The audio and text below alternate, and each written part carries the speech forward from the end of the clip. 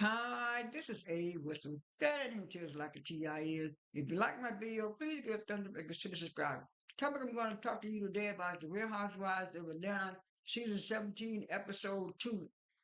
Episode 2 is called Rumors and Raised Eyebrows.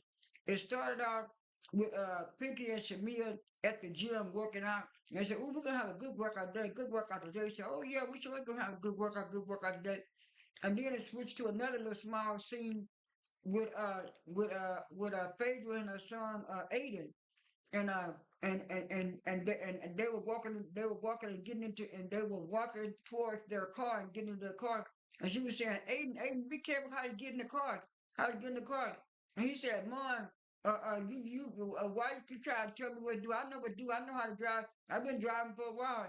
And then Phaedra said that Aiden had been driving her around and Apollo.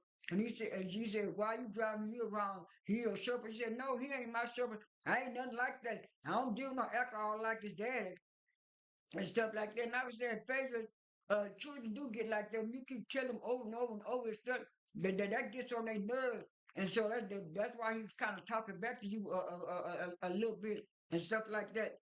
Uh, I kind of do like the relationship with Pinky and Shamia as far as right now.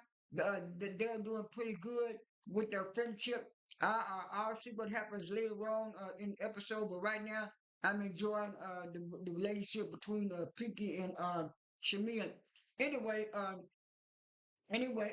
it switched to another small scene where Drew was visiting Angela in her house, and she told Angela she had just came back in town, and she told Angela she had just got through doing a movie with her friend Claudia Joy, and she wanted her to come to the movie premiere. I think that was a little cute scene.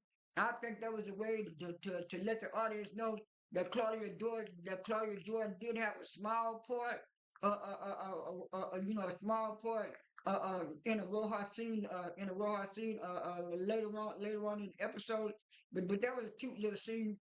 And so by Angela inviting, I mean by Drew inviting Angela to a movie premiere, that kind of I guess kind of set the tone for later on in the episode. But anyway, after that, it switched to the next scene, and the next scene was Portia. It was Portia, K. Michelle, and Portia, K. Michelle. No, Portia, K. Michelle, and Kelly. Meeting at the restaurant, and so Kelly came first, and then came Michelle, and then Portia said, "How you doing, Kelly?" Kelly said, "I'm doing good. I'm doing all right. How are you?" Said, "I'm doing all right." She said, "Kelly, I'm trying to get to know you. I'm trying to get to know you." And Kelly said, "I'm trying to get to know you too, Portia. That's why I came to tea, so we can kind of hash out our issues and move on from it." And then Portia said, "That's what I thought we had did, Kelly, until you did an interview and got on somebody's podcast and said that I should stop sleeping with married men, and I'm not the only one sleeping with married men." And then Kelly said, "Portia, who else you know sleeping with married men? Who is it?" "You." She said, "Huh? Me? You were talking about me?" She said, "I don't sleep with no married men, Portia, and I ain't never did, and I never will." And then in her confession, she said, if I did, everybody would know about it. Everybody know about it. And that's what she told Portia. If I did, everybody know, but I ain't never did that. I ain't never did that. And she said, Portia, where you getting this information from? Portia said, "I ain't gonna tell you. I ain't gonna tell you. I got proof." And then Kate Michelle said, "Proof? You got proof? Where the proof at, Portia? Where the proof at?" And Kelly said, "Yeah, where the proof at?" And then in a confession, Portia gonna say, "I'm the proof. I'm the proof." And then Kelly said, "Well, I really don't know who you talking about. So what is you need to really you need to really tell me who it is. We don't talk about it." And then she said, "Well, Dennis, Dennis told me." She said, "Dennis."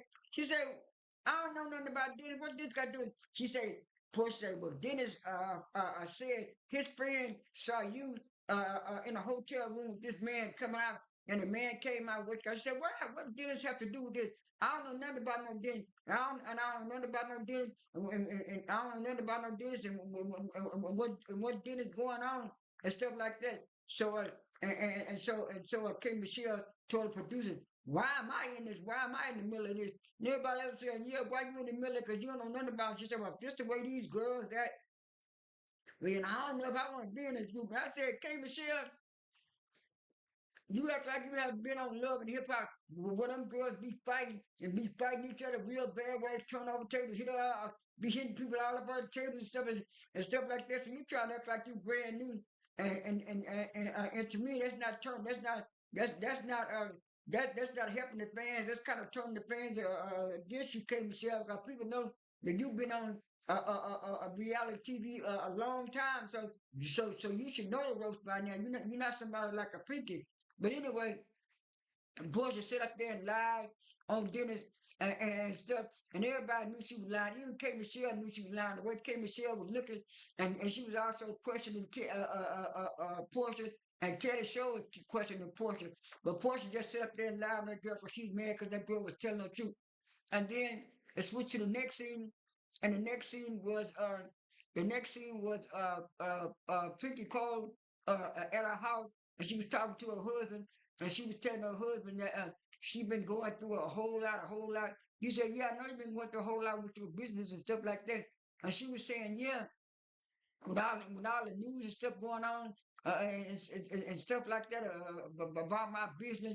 And then she started doing a little background on how she built Slutty vegan. Started off with a truck stop, and then she built it, and then went from the truck stop to a restaurant in 2018. All that stuff. She did a little background. I'm gonna do too much on that. And then so she was saying, yeah, I've been going through that, and what is, I'm thinking, what is, I'm thinking about talking to people about rebuilding my business. He said, yeah, that was right. You built your business, then you lost your business. He said, he said, I was willing and able to help you. He said, yeah, but you had all your stuff going on, and I didn't want to tell you what was going on, and stuff like that. He said he said, my business was blooming and yours was going down, and I felt some kind of way because I'm looking at how can I celebrate myself when when your business is not doing good. He said, well, like you said, I had to buy it back and get it back and stuff like that, and so I might have to file. She was saying something about that, and then she told her mom, "Oh, you in the kitchen cooking?" She said, "Yeah, I'm cooking." She said, "You might be cooking for they might be cooking for another one." She cooking for another one. She said, "I might be pregnant." She said, "No, Pinky, you don't need to have no more kids. You don't need." And Pinky said, "No, Mom, I'm just playing. I'm just playing." I said, "Yeah, you already got 4 kids." She kind of introduced her kids. She said, I think her first daughter is like 10 or 11. I think her name is Dana. And then she had one named Delia. And then she first she was calling her son. I think he about 7. First she was calling him DJ. And then she said, "Oh no, his name is Devon." So I don't know what her little baby name is. But anyway, that was a nice no, and also she said that she didn't feel like she was supported by her husband. She felt like she was doing counting that all that long. And he was telling her that he could support her the best way she can. He wanted to help her by giving her the $500,000 that she need to get her business. But she talking about now she want to go through it all along. I think Picky did that because she didn't want her husband knowing what her and that man was doing with that business, co-CEO, and they was doing some kind of shady stuff. Let me pause this video and get some water, and I'll be right back. I'm back. The next scene was K. Michelle and her husband going to visit their new home, and she said, "Oh, it looks nice, it looks pretty." And then the realtor say, well, do you like everything? We got everything. She said, "Oh yeah, I'm married now." I said, "Oh, congratulations, congratulations." She said, "Me and my husband gonna be living together in this house." And the realtor was showing her the house. And she said, "Oh, this part look pretty." She said, "Oh, this part look pretty too." She said, "Yeah." I see a lot of I see a lot of bugs and creatures around and stuff. And she said, we got to get rid of that." And the realtor said, "Oh yeah, yeah, we'll get rid of that." And they went toward the back, and they went toward the back of the house, and they saw like a nice big patio part, and And K. Michelle seen all that pretty greenery in the back. Said, "Ooh, I can have my horses over on this side. I can do this side, and I can sit out here and watch my horses and do all this, do that stuff." And then they went back in the house, and the realtor said, "Well, I'm gonna leave you two to keep on looking, and let me know what you decide, and then that way we can go ahead from there." And then so she said, "Yeah, I could be outside with my baby." And who look up for? He said, "Yeah." I want another baby. The Lord and already blessed me with one baby, my son, my oldest son. And she said, "My son is, I think she said it's 21." And she said, "Her and her son don't get along too much no more because her son want to be independent. He don't want to depend on her." And she gave him a nice car, and he be taking that car to drive Uber. I said, "Kay Michelle, you ought to be glad your son want to work and be independent." Excuse me, because some of these excuse me again, because some of these housewives shows, these kids are very spoiled and rich, like they're all on next gen. They depend on their mama and people to help them out and stuff like that. So you boys be glad your son won't be independent. And she talking about maybe she need to wait until after her health get better as far as trying to have another baby because she have fertility, she have she have fertility problems along with along with that silicone problem she had. I said, "K Michelle, you sure need to work on your health." I say, but since you're gonna have that problem, and you said you're gonna have that problem with them silicones in your butt, for all your life, maybe that is a problem. Maybe that is affecting you and you having a baby and your fertility problem. Maybe you need to look into that too. But anyway, that was a nice cute scene. I went to the next scene, and the next scene was Kelly and Angela and Shamia at the shop, and it was Shamia and Kelly had arrived first, and she said, "Oh, how you doing?" I said, "I'm doing all right." She said, "I hope you are doing all right from the last time I saw you." And then Kelly said, "Yeah, I'm doing all right. I'm doing the best I can with all I'm going through with this divorce and stuff." And she said, "Oh yeah, that's why we need. That's why we in here now doing our retail shopping." That's what Shamia was saying, and she was saying, well, "What are you looking for?" And she said, "Shamia, I'm looking for some clothes for the girl." She said, "Oh, some clothes for the girl." And then Shamia spotted this gold necklace. She said, "Oh, I like that gold necklace. I think I'm gonna get that too." And then Angela walked in the store and she said, "What y'all talking about?" And Kelly said, "Well, I told Shamia that I'm trying to get some clothes for the girl." And then Shamia said, "You trying to make them be twins or look alike?" And Kelly said, "Yeah, something like that, something like that." And so this is where the mess come in with Angela, where she got her ears popped up and stuff. But let me go and give a little background on it. And so Kelly said, "Shamia, do you know I had tea with Portia the other day?" She said, "Oh, how did that go? How did that go?" She said, "I thought Portia had brought me there so we could handle our issues and move on. But Portia brought me up there and set me up talking about she wasn't the only one sleeping with a married man. I was sleeping with a married man too." And then Shamila said, "She told you that? She told you that?" And Kelly said, "Yeah, she told me that. She said that." And stuff like that. And she said, "I told her I don't sleep with no married men." And she the one slept with a married man and then took her friend's husband and raped him right up under her nose. And then Shamila said, "That sounds like some Portia would do. That sounds like some Portia would say." And Angela, "Oh, oh." And then she said, "Yeah." She kept telling me that. And that's why I called her Horsea. And then so Shamir looked kind of funny. And he said, "Huh? What? You call her that in her face?" And then Shamir said, Did you really call it in that face?" She said, "No, I didn't call it in that face. But I'm telling y'all now, that's what I call her." So she tried to talk about me. And the honey child, like I said, Angela ears poked up. She was getting ready to go ahead on and tell Portia what had happened. Like I said, I do like Angela, but now they giving Angela the bone collector role they had for Sheree and stuff. And people wanted Sheree to come back and do that role, but Angela's doing a good job of being the bone collector because she's doing it in a nice, classy way. Like they say, nice, nasty. That's what Angela acting like right now. Even though I still like her, she hasn't got on my nerves like and Pinky have for a little bit. But anyway, on to the next thing. Uh, After that, they had the opening of they had the premiere of Drew's movie, and everybody came to the movie, and Drew was walking down the red carpet with Claudia Joy, and she said, "Ooh, I am so happy that all these people here, all these people came out to see my movie, came out to see my movie." I'm saying, Drew, some of the people came out to see your movie because they was industry people, and some of the people Bible paid to come out to see your movie. But anyway, back to the movie. And so everybody showed up, and Pedro was there, and Angela was there. And Angela said, "Pedro, I want to talk to you about something so we can kind of get over this." She said, "Pedro, did you really set me up? Did you really have that boy to come to my table and tell me that Charles cheated on me?" She said, "Angela, we talked about this last year.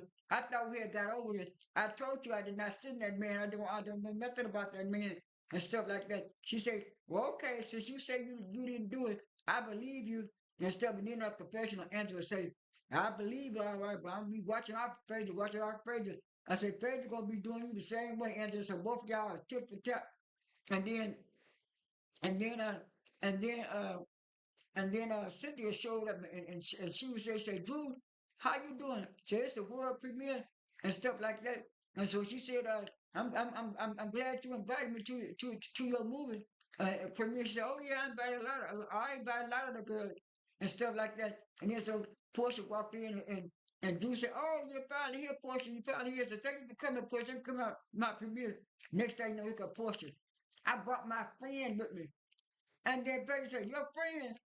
And then Perry said, "This ain't the word. This ain't the friend." She said, "Oh no, this my new friend, Sway." He said, "What's her name again?" Porter said, "What?" Perry said, "What's her name again?" He said, "Her name is Sway." He said, "Oh, Sway." And then Juice walked up there and said, "What's going on?" He said, "Yeah, Porter introduced us to her new friend, Sway." And then Perry said, "I thought she was gonna bring the other friend, Ben." And then somebody said, "Porter, how many friends you got?" Porter said, "Y'all ain't got to know all that. This just my friend." And then so they say, "Sit there, why your friend didn't come to the premiere?" She said, "My friend didn't come to the premiere because he way overseas and he couldn't come. But he'll come to the next event." And they were saying, "Drew, where's your friend?" Drew said, "My friend's working busy too. But see, I got him right here. This is my virtual friend."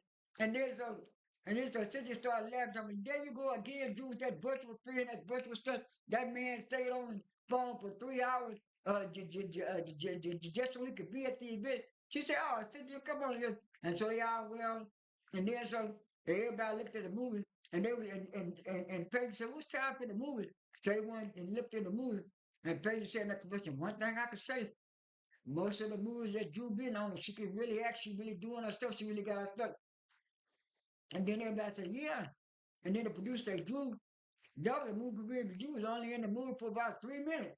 Said, "No, I wasn't in the movie for 3 minutes. I was in the movie a little bit more than that." They said, "You got killed out after the 10." He said, "You got killed out in 10 minutes." He said, "Killed out." He said, "But I did all my stunts in the movie, and I did a good job. I did this." And she said, "Y'all think I got killed out? Y'all never know. I might come back in the sequel." I said, "Drew, you sure right about that? Because a lot of people do make these movies with sequels and stuff like that." Like I said, I never did watch the movie the movie the scary movie because I don't like scary movies. But her other movies that I have watched, I've watched them 2 or 3 times on Tubi. But anyway, like I said, when they try to come for Drew accolades like she can't act and she's not a good singer, that's a lie. So what it is, you got to find something else to come at Drew with Shamia and also Kelly a little bit. But anyway, the next scene was Kelly's restaurant event, and she was getting it set up with a manager publicist, and they liked it. Everything, her name was pretty and stuff. And then Kelly came up there. She said she was glad that everybody came to her thing, and so somebody said, "Where's Portia?"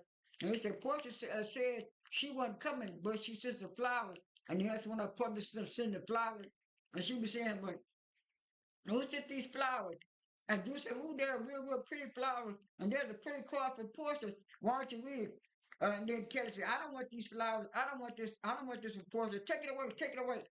And then so Portia called in, and she said, "How